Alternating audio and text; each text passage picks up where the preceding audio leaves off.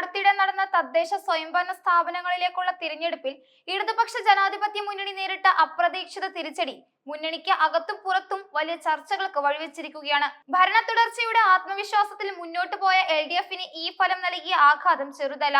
ഈ പരാജയത്തിൽ പ്രതികരിച്ചുകൊണ്ട് മുൻ മന്ത്രിയും CPI നേതാവുമായ MM മണി നടത്തിയ പ്രസ്താവന ഇപ്പോൾ വലിയ രാഷ്ട്രീയ വിവാദത്തിന് തിരികൊളുത്തിയിരിക്കുന്നു. അദ്ദേഹത്തിന്റെ വാക്കുകൾ പൊതുജനങ്ങളെയും വോട്ടർമാരെയും അപമാനിക്കുന്ന തരത്തിലായിപ്പോയെന്ന വിമർശനം ശക്തമാണ്.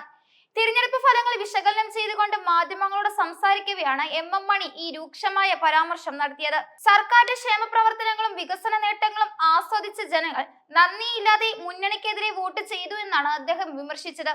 സർക്കാരിന്റെ കയ്യിൽ നിന്ന് പണം വാങ്ങി ശാപ്പാട് കഴിച്ചു, എന്നിട്ട് ഏതോ വികാരത്തിന് വോട്ട് ചെയ്തു, നന്ദികേട് കാണിച്ചു എന്നായിരുന്നു അദ്ദേഹത്തിന്റെ നേരിട്ടുള്ള പ്രതികരണം.